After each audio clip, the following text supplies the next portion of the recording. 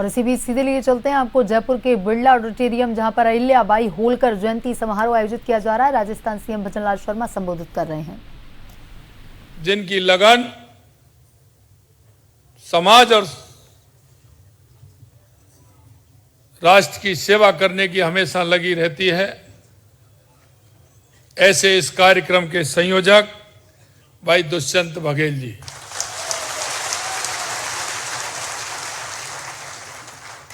राष्ट्रीय सलाहकार अखिल भारतीय पाल बघेल समाज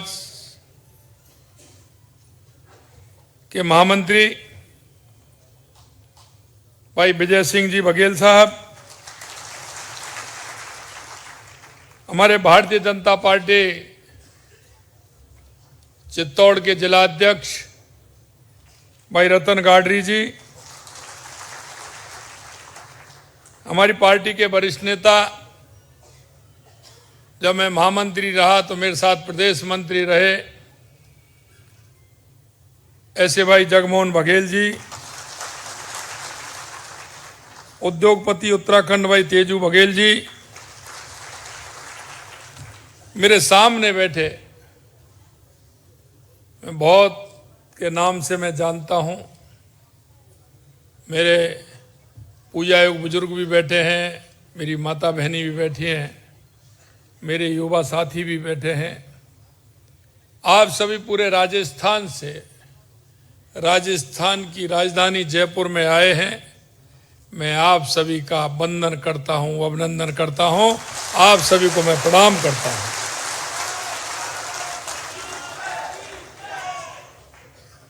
आप यहां आए हैं इसलिए मैं दिल की गहराइयों से आपका सभी का स्वागत और अभिनंदन करता हूं।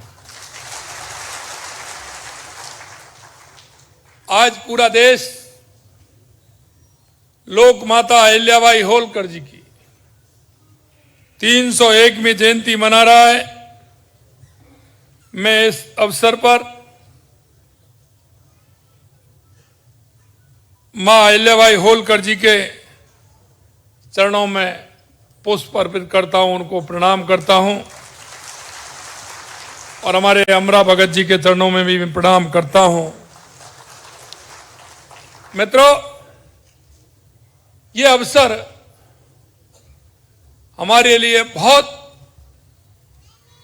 ही क्षण है, बहुत अच्छे क्षण है कि माता अहिल्याबाई होलकर की 301वीं जयंती हम मना रहे हैं, क्योंकि लोक माता जी ने इस राष्ट्र के लिए, इस राष्ट्र की संस्कृति के लिए, इस राष्ट्र को दिशा देने के लिए काम किया है। माता अहिल्याबाई होलकर जी ने उस समय 300 साल पहले इस राष्ट्र को दिशा देने का काम किया है।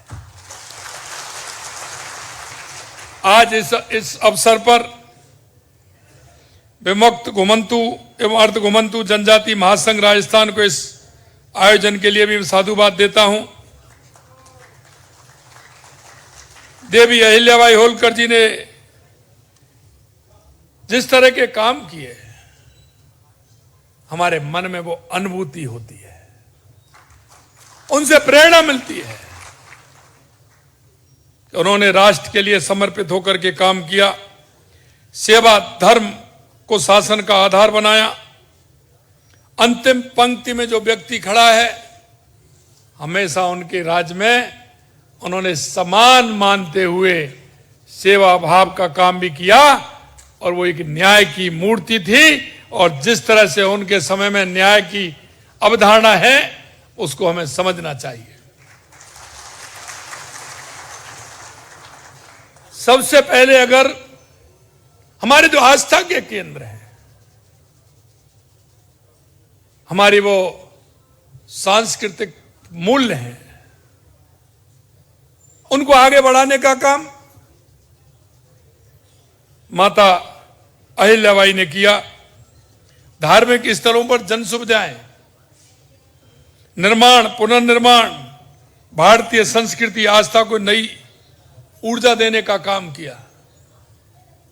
काशी विश्वनाथ मंदिर सहित अनेक तीर्थ स्थलों का पुनरुद्धार में योगदान दिया। तीर्थराज पुष्कर में भी उन्होंने सरोवर के घाटों का निर्माण कराया। धर्म और आस्था के साथ देवी होलकर प्रशासनिक कुशलता के लिए भी जानी जाती थी। उनका सैन्य कौशल भी असाधारण था। सेना में उन्होंने एक महिला सैन्य टुकड़ी का निर्माण 300 साल पहले किया था। 300 साल पहले आप उनकी दूरदृष्टि देखिए। और आज मैं कहना चाहता हूं, मैं जिस भी मंदिर के अंदर जाता हूं, जिस भी ऐसे स्थान पर जाता हूं, मां बघेल पाल गाडरी समाज का कोई ना कोई धर्मशाला और स्थान मिलता है। यह माता अहिल्याबाई होलकर का ही जो सपना था, आप उसे पूरा कर रहे हैं। क्योंकि जब मैं गिरिराज जी जाता हूं और जब दान घाटी की तरफ जाते हैं, तो सबसे बड़ी और अच्छी धर्मशाला बघेल समाज की ही मिलती है।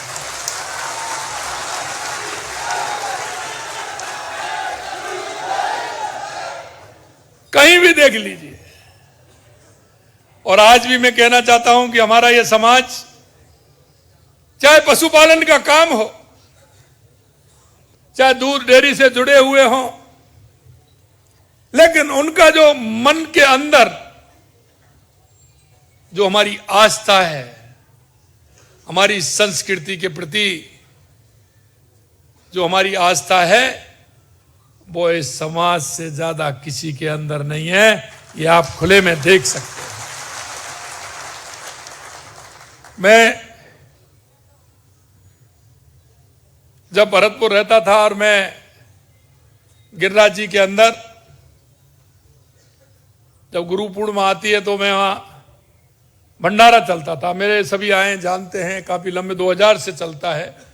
तो मैं अब जाता था तो मेरे भरतपुर में ही सिकसाने के गांव है मेरा एक नंगला, हेतमपुर के हमारे वहां का बघेल समाज है। वो मैं इसलिए कह रहा हूं, मध्य प्रदेश के भी लोग मिले। मैं जब शाम को वहां से निकलता था और मैं देखता था कि कहां कहां की भंडारे प्याऊ लगे हुए हैं, मैं आपको सत्य बता रहा हूं, मन प्रसन्न हो जाता था। जब बघेल समाज मध्य प्रदेश हो, राजस्थान हो, चाहे पूर्वी राजस्थान, पश्चिमी राजस्थान हो या हमारा उत्तर प्रदेश हो, सबसे ज्यादा बघेल समाज के लोग भंडारा और उस प्याऊ में मिलते थे। हेतमपुर वाले तो ये करते थे कि पूरे समाज, उनके 2 बालक सेना में थे, वो कहते हैं कि जब गुरु पूर्णिमा आती है तो वहां से छुट्टी लेकर के आते हैं। पूरा परिवार 2 ट्रैक्टरों में भर के सामान लेकर के जाता है और वहां भंडारे में पूरी तैयारी करता है। और वहां 4 दिन 5 दिन जितनी सेवा होती है, पूरा परिवार जाकर के वहां सेवा करता है। ये बहुत बड़ी बात होती है।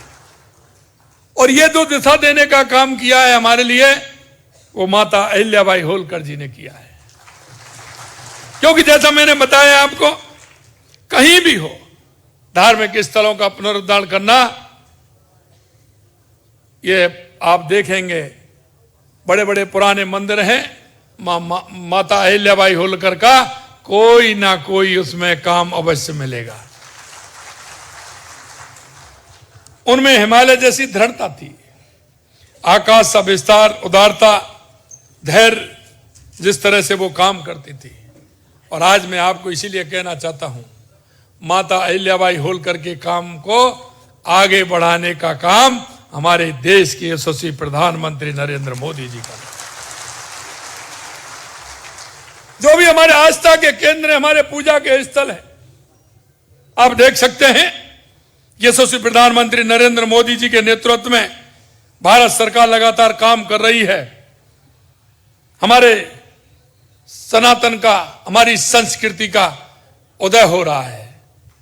चाहे प्रभु श्री राम का मंदिर अयोध्या में प्रतिष्ठित हो, काशी में बाबा विश्वनाथ का भव्य कॉरिडोर बना हो, केदारनाथ की दिव्यता निखारने का काम हुआ हो, या चारों धामों की यात्रा सुगम हुई हो, महाकाल लोक का निर्माण हुआ हो, सोमनाथ मंदिर के निर्माण के साथ 75 साल पूरे होने के अवसर पर सोमनाथ स्वाभिमान पर्व मनाया जाना हो। यह देश के यशस्वी प्रधानमंत्री नरेंद्र मोदी जी के नेतृत्व में हो रहा है। मेरे भाइयों, हम सभी को समझना चाहिए कि हमारी सांस्कृतिक विरासत को हमें आगे बढ़ाना है। माननीय प्रधानमंत्री जी कहते हैं कि हमारी विरासत और हमारा विकास साथ साथ होना चाहिए, हमें उसके साथ आगे बढ़ना चाहिए।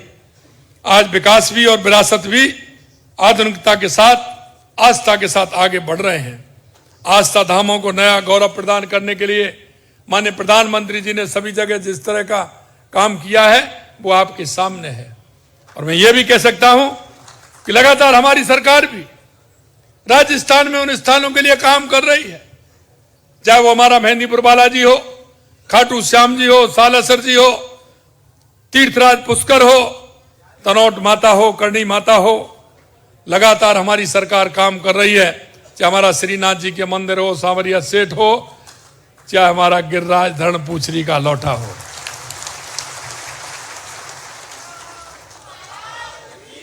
लगातार हमारी सरकार उसके लिए भी काम कर रही है। मैं आपसे एक ही बात कहना चाहता हूं कि हम इन आस्था के केंद्रों को, क्योंकि हमारी ये विरासत है, इस विरासत को हमें बचाना है और इसके गौरव को भी बढ़ाना है। लगातार हम उसके लिए भी काम कर रहे हैं। और यही नहीं, वरिष्ठ नागरिक तीर्थ यात्रा भी हमने प्रारंभ की है। आप सभी जानते हैं, जो हमारे बुजुर्ग होते हैं, जिनके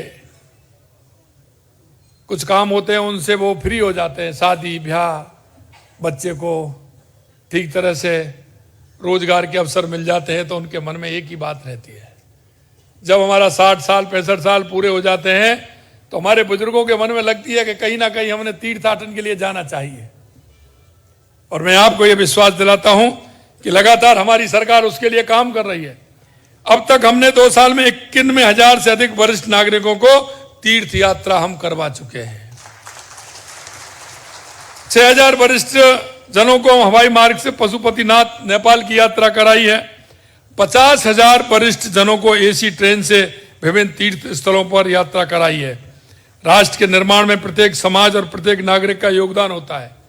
और मैं कहना चाहता हूं, मैंने उस दिन भी कहा था कि यह वो समाज है जिन्होंने हमेशा देश की अर्थव्यवस्था को मजबूत करने का काम किया है। क्योंकि हम जानते हैं, किसान और पशुपालक दोनों की जोड़ी है, और दोनों की जोड़ी होने के साथ साथ आपने जिस तरह से पशुपालन के क्षेत्र में काम किया है, हमारे उन बुजुर्गों ने उनकी आर्थिक स्थिति मजबूत करने का काम किया है। देश की अर्थव्यवस्था में बहुत बड़ा योगदान है। और आप सभी जानते हैं कि पशुपालक किसान की रीढ़ होता है। किसान की अर्थव्यवस्था भी सुधरती है तो पशु के कारण सुधरती है। और हमने जब देखा कि हमारे पशुपालकों को क्या फायदा होना चाहिए, तो किसान क्रेडिट कार्ड तो बन जाता है, लेकिन पशुपालक के लिए तो हमने गौपालक क्रेडिट कार्ड प्रारंभ किया है। उसको 1 लाख रुपए का गौपालक क्रेडिट कार्ड मिलेगा। जब उन्होंने कहा कि साहब, पिछले बजट में हमसे कहा, हमने जब पशुपालकों को बुलाया कि साहब 1 लाख तो गाय भैंस के लिए कम है, थोड़ा सा राशि और बढ़ा दी जाए, तो हमने कितना करना है, उनका 1.25 लाख कर दीजिए। हमने कहा 1.25 लाख नहीं, हम 1.5 लाख रुपए करेंगे। उसकी राशि हमने 1.5 लाख रुपए बढ़ाई। मेरे भाइयों, जब हमें लगा, क्योंकि आप देखते हैं किसान हो या हमारे पशुपालक हो, जब उनका पशु बीमार होता है, पशु महंगा हो गया है, तो उसको बड़ी परेशानी होती है। हमारा पशुपालक, गाय भैंस बीमार होती है, उससे पहले वो बीमार हो जाता है। होता है कि नहीं होता है? उसके परिवार में चिंताएं लग जाती हैं। तो हमने कहा इसको एक काम करिए भाई, हमने पशु बीमा भी प्रारंभ कर दिया है।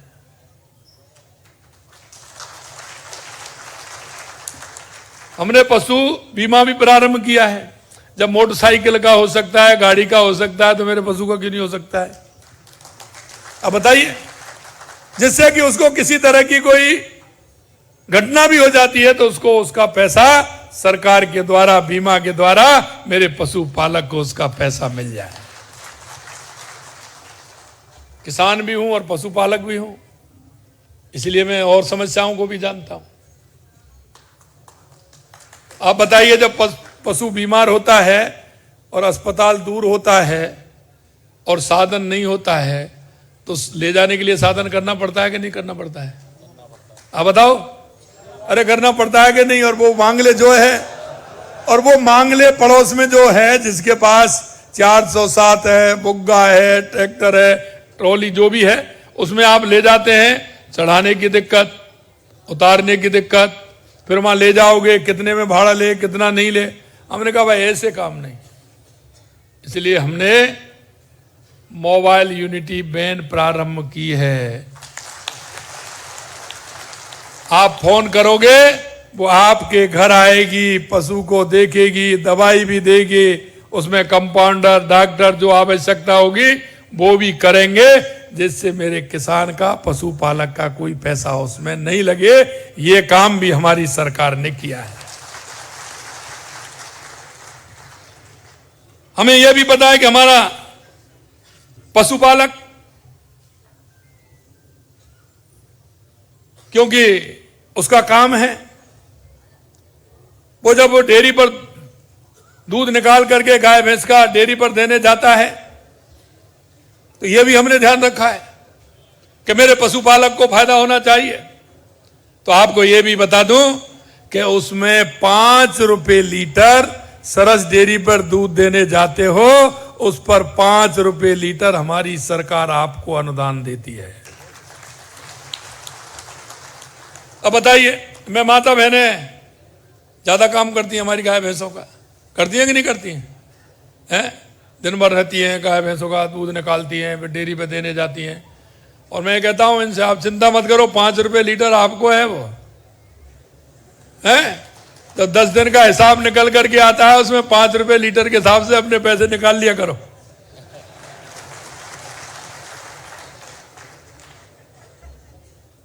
तो हम छोटी छोटी बातें जो हमारे ध्यान में आती हैं कि हमारे पशुपालकों की सुविधा क्या होनी चाहिए, हम उनको सभी को ध्यान में लेकर के चल रहे हैं।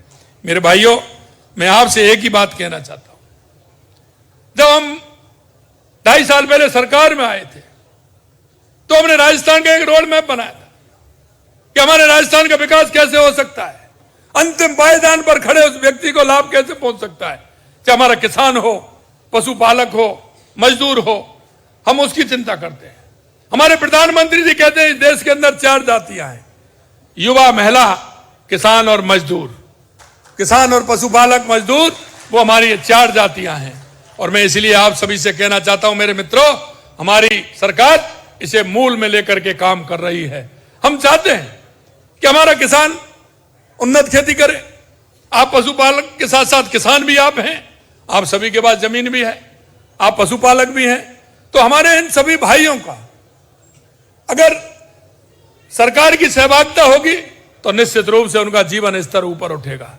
हम किसान के लिए भी काम कर रहे हैं, पशुपालक के लिए भी काम कर रहे हैं, और हमने ये भी कहा है कि उसको सारी सुविधाएं होनी चाहिए। एक बात जरूर मैं आपसे कहना चाहता हूं, अभी अभी हमारी सरकार ने निर्णय लिया है कि हमारे यहां सबसे ज्यादा राजस्थान के अंदर अगर दुग्ध उत्पादन होता है देश के अंदर, तो वो राजस्थान में होता है। सबसे ज्यादा दुग्ध उत्पादन राजस्थान के अंदर होता है, लेकिन उसकी प्रोसेसिंग यूनिट हमारे पास कम है। पहले तो 30-35 हजार लाख ही होता था, अब हमने उसको बढ़ा करके 45 लाख कर दिया। हम आगे चाहते हैं उसको कि वो 65 लाख हमारा अगली साल तक हो, और आने वाले समय में 85 लाख और 90 लाख लीटर का हम उपयोग कर सकें, और उसका उपयोग करते हुए हम राजस्थान की जनता को फायदा दे सकें। इसलिए हमने हमारे जो दुग्ध संयंत्र हैं उनको भी हमने बढ़ाने का काम किया है। जो 50,000 का था उसको 1 लाख का, 1 लाख का था उसको 1.5 लाख का, 1.5 लाख का था उसको 2 लाख का, उसको भी हम बढ़ा रहे हैं। और उसके साथ साथ हमारे जो केंद्र हैं दुग्ध संयंत्र के, उनके कलेक्शन के, और 2000 केंद्र भी हमने पूरे राजस्थान में बढ़ाने का काम किया है, जिससे हमारे युवाओं को रोजगार भी उसमें मिल सके। लगातार हमारी सरकार उसके लिए काम कर रही है। हमने कहा किसान के लिए, पशुपालक के लिए पानी की आवश्यकता है। पूरे राजस्थान में हमने पानी की व्यवस्था की है, और अभी आपने देखा है कि 20 मई से 5 जून तक हमारा वंदे गंगा जल संरक्षण अभियान चल रहा है। आप सभी से मैं कहना चाहता हूं, आपके गांव में, आपके क्षेत्र में कोई नदी, नाला, पोखर, तालाब, एनीकट कोई भी हो, उसको सुधारने का काम करें आने वाले समय में, जिससे कि बारिश का पानी हम उसमें संचय कर सकें, वो हमारी जमीन के लिए और हमारे पशुपालकों के लिए काम आ सके। इस अभियान में आप भाग लेंगे, ऐसा मेरा आप सभी से निवेदन है। आज अब अभियान को देख रहे हैं, आज हमारे अभियान को 6 दिन हुए हैं और 6 दिन के अंदर 3,70,000 कार्यक्रम आयोजित हुए हैं। 2.5 करोड़ से अधिक आम नागरिकों की उनमें सहभागिता हुई है। 42,000 से अधिक जल स्रोतों और लगभग 74,000 कार्यालयों और अस्पतालों में साफ सफाई की गई है। आपसे आग्रह करना चाहता हूं कि इस अभियान में भाग लें और भाग लेते हुए इस अभियान को और आगे बढ़ाएं, जिससे उस पानी का उपयोग हम कर सकते हैं। मेरे भाइयों, पानी का कोई विकल्प नहीं है। हमें हमारे पानी को बचाना है, हमें पानी को एकत्रित करना है। इसलिए हमें वंदे गंगा जल संरक्षण अभियान में भी भाग लेना है। आने वाले जुलाई के महीने में एक पेड़ मां के नाम माननीय प्रधानमंत्री जी का हम सबको उनके नेतृत्व में हम काम कर रहे हैं। पर्यावरण को बचाना है। आने वाले समय में आपको एक पेड़ मां के नाम लगाते हुए हमारे पर्यावरण को भी बचाना है और इसमें हम सभी को सहभागिता के रूप में काम करना है। हर व्यक्ति को अपनी माता के नाम हर साल पेड़ लगाएंगे तो निश्चित रूप से राजस्थान की यह धरा, जो मरुधरा है, यह हरियाणा और राजस्थान कहलाएगी। अंत में एक बात कहूंगा, हमारे प्रधानमंत्री जी कहते हैं अगर हमारी महिलाओं का उत्थान होगा तो हमारे प्रदेश और हमारे देश का उत्थान होगा, हमारे गांव का उत्थान होगा। लगातार हम महिला शिक्षा के लिए काम कर रहे हैं, लखपति दीदी के लिए काम कर रहे हैं और हम चाहेंगे कि हमारी माता बहनें आगे आएंगी, हमारी बेटियों को अच्छी शिक्षा मिलेगी, आत्मनिर्भर बनने का अवसर मिलेगा तो हमारे अर्थव्यवस्था सुधरेगी। और हम चाहते हैं कि हमारी बहनें शिक्षित, स्वावलंबी और सशक्त बने, इसके लिए हम काम कर रहे हैं। और लखपति दीदी हमारी, आप देख रहे हो, लखपति दीदी हमारी